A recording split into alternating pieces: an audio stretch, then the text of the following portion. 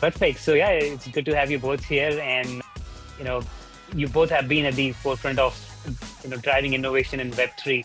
And I could not have asked this question to anybody who have been here for a year or so, but you've been appropriate legends. You've spent enough time in Web3. So I would definitely ask that in case you can, along with your introductions, share not just your backgrounds, but one defining moment.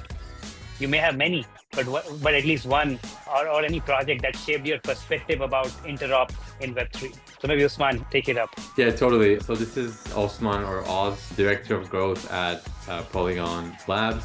I'm based out of NYC and traveling a bunch right now. I'm in Dubai at our AggLayer and Polygon office.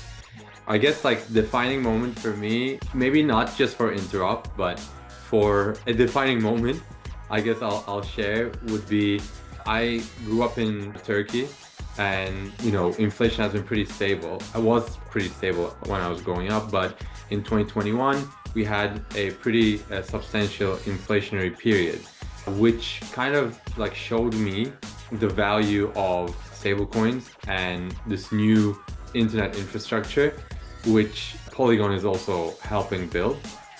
So I would say that's a pretty defining moment for me. And ever since I joined Polygon, we've been trying to build the internet's financial infrastructure where anyone can do anything with their assets. This whole vision has been super resounding for me. And for the first 2 years specifically, I worked on making Polygon POS, which is Polygon's first product with the most number of active users and a lot of small businesses, the easiest place to build a business on. And I specifically work with infrastructure providers to make Polygon POS the easiest place to build on. And the second half of my Polygon journey, I've been focused on growing the adoption of our custom blockchain and cross-chain solution, Chain Development Kit, and AggLayer specifically. So this is essentially why I'm here. Work extensively with Zeeve and Ternoa, and excited to talk about what we're solving. Oh, wonderful. Michael, would love to hear about your interesting moments and this defining moment. Yes, sure. So I'm Michael. You can call me Mika, like everyone in the industry. I'm the founder and the CEO of Ternoa. I'm an engineer, and I start my journey in Japan in 2002. Then after I continue in France, and now I'm based in Abu Dhabi, so close to Osman. And before Ternoa, I was a serial entrepreneur. So I built and exit like several tech startups in Europe, but mainly in Web2 industry, in the real estate industry.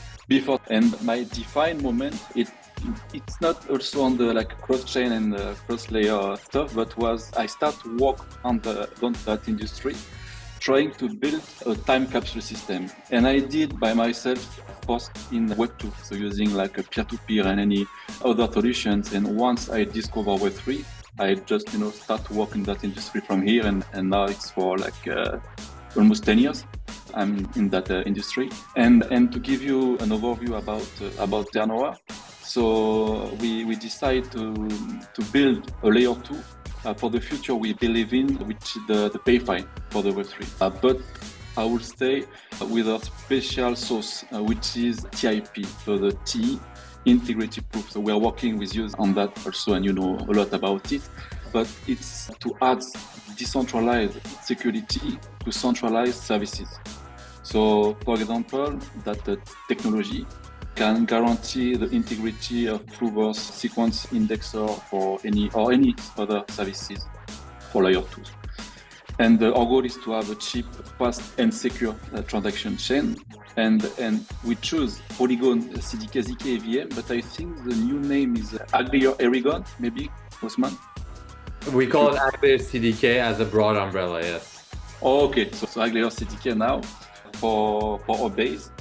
Then we are using Avail for the data availability. Then network for the network security, and AggLayer for the cross-chain transaction and for the bridge. Yeah, impressive, both of you. And I think specifically, Michael, the way you mentioned, how the composition of all different techs are coming together to bring this futuristic solution out. But you said AggLayer. So Osman, I think it's the hottest word in the town. In fact, it is now being called a new liquidity superhighway. So could you please explain how it changes the dynamics for a project in terms of how today day-to-day operations are done compared to a traditional layer 2 bridge solution, which often is utilized nowadays? Totally. I think we can start from even even more basic. In a world where there are thousands of chains, from global banks to experimental rollups, everything breaks without a neutral coordination layer. We don't really get the promise of Web3 in a world like that. And this is where AggLayer comes in.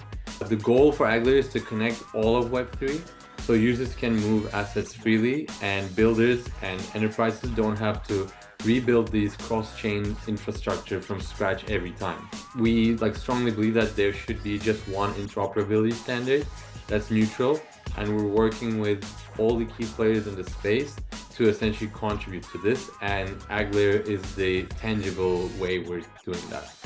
I think before we get to the benefits of AggLayer, it's important to talk about what are the result, what is the resulting outcome for a user when a product that the user uses has AggLayer integrated with it. I'd say there are three key things here, and maybe this is the point that the listeners should take away from it. The three key things that AggLayer enables is, one is native assets. So with AggLayer, there are no wrap tokens, which essentially is allowed by having a shared bridge. And this essentially prevents fragmenting liquidity, which leads to bad user experience in a lot of existing Web3 experiences, where users start their journey from one chain but ends up not being able to move away, or churns because they don't have the necessary token or the necessary stuff in their wallet to move to another chain. So native assets is first. Second is security. With AggLayer, there are no third-party validators that have to confirm the sending of a transaction from chain A to chain B, and this is done through ZK proofs.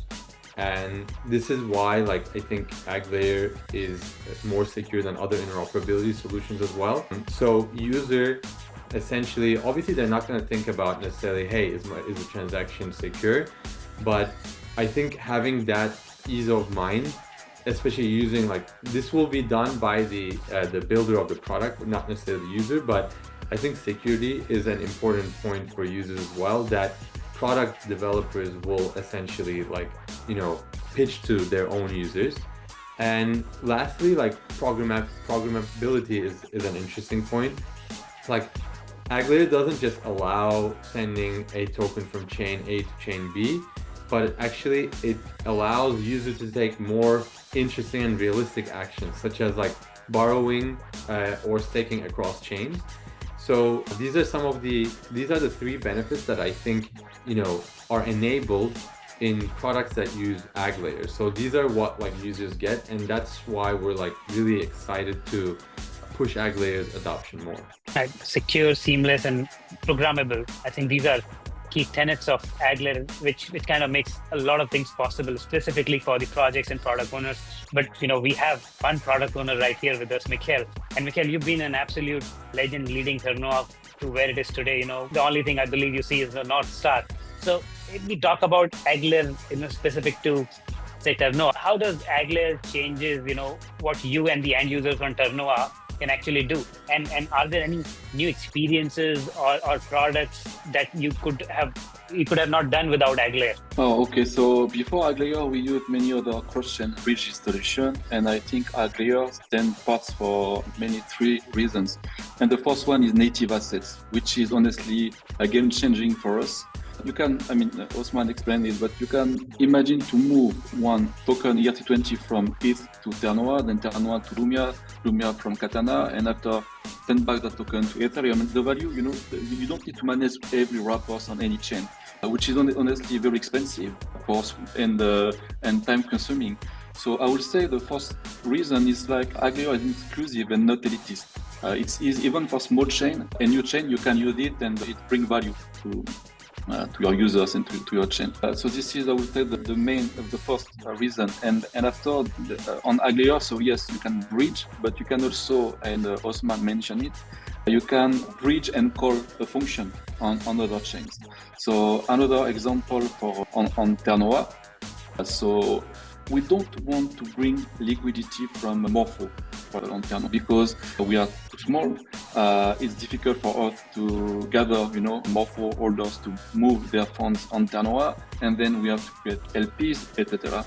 So with AggLayer, we can build a smart contract on Katana, send funds from Ternoa to Katana, and do that click and bridge and call, maybe the function name. So automatically that smart contract would swap through, for example, SushiSwap the token and send it back to the users. So it's very convenient for users. And again, if you have a small chain, it's also the perfect solution. So the liquidity can stay on Katana, for example, and you can use it. Wonderful. So you said many things here, and the most important, I think, in a lucid manner, I can explain to the users is that forget everything else, but just focus upon what Michael said in the beginning, that you can do any sort of combination of transfers very easily. You can move assets just like moving is nothing. And there is no complex procedure in front. Whatever complexity resides and is well managed by the AggLayer at the back. But Michael, you did not use one word, which is VaultBridge. So what is this VaultBridge? But I think I'll first take it to Osman, because while AggLayer sounds like this new liquidity superhighway, VaultBridge to me sounds like a new layer of utility. But is it primarily to secure asset storage? Does it also unlock new journeys like, say NFT, vaulting, tokenized IPs, or cross-chain yield strategies? Yeah, VaultBridge is a product that Polygon Labs have incubated and launched pretty recently.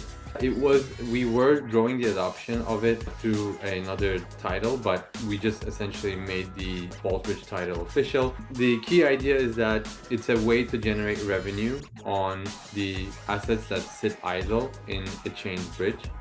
And we do that through the use of Morpho vaults on Ethereum L1, which are industry standard, enterprise grade, secure and risk adjusted. So this is kind of like a creative way to essentially, make revenue and yield from chains that are the assets that are sitting idle in a chain bridge.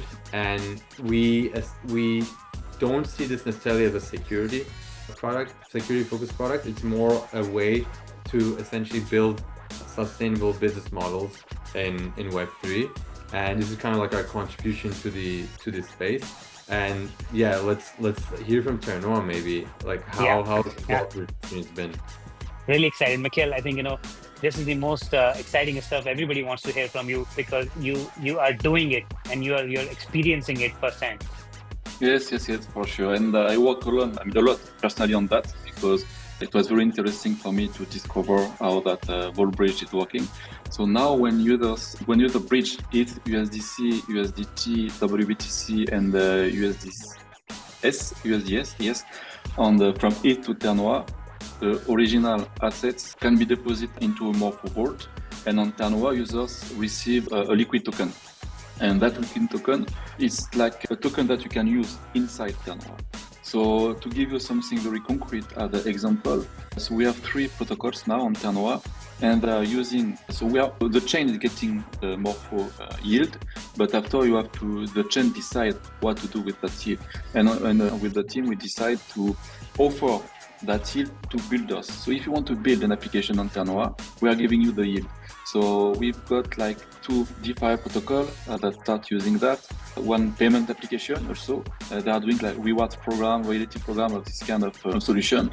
But again, I will mention that again, but for a small chain, a new chain, it's a unique way to offer DeFi and in a secure way to our users. And you can imagine many new kind of economic model just with the yield and not, use the asset directly. So yes, it's very useful, and yes, our community really like it. I think very well said. In fact, you are showing the true power of how you can combine a roll-up stack like CDK, AggLayer, VaultBridge, and generate a kind of a modular Lego kit for specialized blockchains. And if a new project comes tomorrow out there with an idea, you're showing how these DeFi chains, real-world asset chains, and all, you're showing them a blueprint with the collaboration of these tools and utilities. Yes, if I can add something also, and it's also very important, that liquid asset is compatible with other chains connected to the AggLayer. So if I'm my USDC on Ternoa, VBUSDC, it's compatible with Katana. So it's offering again other use cases. And absolutely limitless offering to the new projects, and then this combination of Polygon and Ternoa with VaultBridge in play is offering this opportunity for the projects to become sustainable and very, very effective from day zero. So this is a very strong collaboration I see coming out here.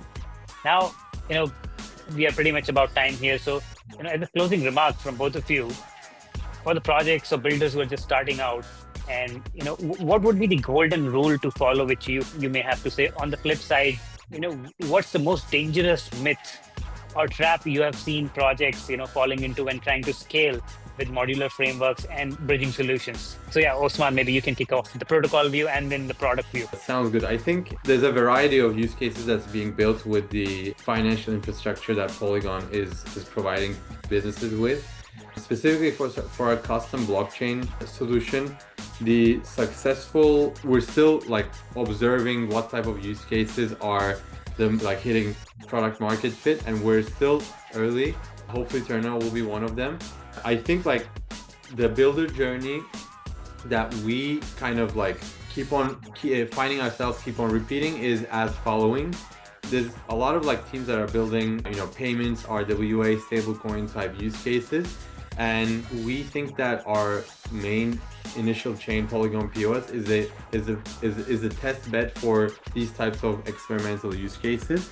Once these use cases kind of reach a certain gas usage or monthly active users or whatever KPI that project is targeting, then it's a good point to move to their own dedicated blockchain. I think at this point, projects start owning a large distribution network, which essentially makes a dedicated chain a more suitable solution for projects rather than building on public chains. And then these projects start building on their own dedicated chain. Then the next thing in the builder journey becomes okay, I have my use cases on my chain, but I want to tap into other protocols and other products that exist in other ecosystems, because there's a lot of great builders and there's a lot of great products in other ecosystems. So this is where interoperability comes into play. You have your chain, now you want to connect it with other ecosystems. This is where AggLayer comes into play. And then you start tapping into cross-chain experiences. We have recently incubated this chain called Katana, which also uses VaultBridge, generates native yield, but more on top of that, there's various cutting edge, very interesting DeFi protocols. And we essentially want these dedicated chain builders to tap into the liquidity and different use cases on Katana as well. So that's kind of how we see the builder lifecycle. And I think this is after talking with tens of builders that are building with our technology. So I mean, there's no direct one piece of advice or anything like that. But I think I would say if I'm providing one suggestion to builders, it's understanding where they are in this builder journey and building on the right infrastructure for where they are in the builder journey. That's my 2 cents for an advice for builders. Yeah, no, I think great. Let's hear it from Michael, because he is the product builder. He's the visionary. On the application and blockchain side, right? So what we are facing now as a builder is to find the best blockchain. And when you have a product, it's difficult to find what is the blockchain that you want to use, right? Everyone is trying to compete to each other's. And at Ternoa, we decided to focus only on that PayFi, and we don't want to compete with a normal layer 2 or layer 1, not anymore, I would say. And so I will suggest to focus, and even with other services like Zeeve, it's easy now to deploy your own layer 2. So you can start your layer 2, you can build your specificity on it, and then using AggLayer and whatever, you can connect to the world and to other services. So yes. Right. So before I finish, I have a bonus question, which you can say to take 2 minutes each to answer. So I think, first to you, Oz, can you share one exciting use case you can expect AggLayer plus VaultBridge to enable in next, say, 1 year, which can surprise people? What can be that use case? Good question, and it's probably gonna be, my answer is gonna be like the least creative answer, but I think like maybe not a use case, but revenue is the new meta, revenue and token buyback, and a lot of teams can start generating revenue on day zero with the assets that sit on their bridge with VaultBridge. And one interesting area to spend it on is buying back tokens and burning them. I think we've seen really good examples in the space that from like leading teams. So a lot of teams can start doing this on day zero. 10 out of 10, Osman. You won the round. But not without Michael, taking his question. So Michael, for you, I have this question that, we have seen where Ternoa is not now today and what it is doing incredibly well in terms of, what it offers. But where do you see this, interplay between specialized chains and mainstream adoption? And specifically, will the users even know which chain they are on in the next 2-3 years? Oh, I think now, all those interoperability are quite slow because when you are using AggLayer, everything that I mentioned before, it can take 20 minutes, 2 hours or whatever. But we are working now. AggLayer is working on the pessimistic proof, maybe, Osman, if I'm not wrong, adding a proof or something like that. Right. On Ternoa also. And I think in the next future, maybe, I don't know, next year or in 2 years, we're gonna be able to do that, but in many instantly. So this is just something that we're waiting for, and we're working on that. Right, wonderful. Thank you, both of you. Very impressive conversations, very in-depth and knowledgeable conversations today. Looking forward to Ternoa reaching heights, and of course, Polygon changing the dynamics of how the trends are to be seen out there. So thank you both of you for this conversation. Looking forward to see more out of Polygon and Ternoa. Thank you so much, Ghan, and thank you, Mike. Thank you guys. Bye.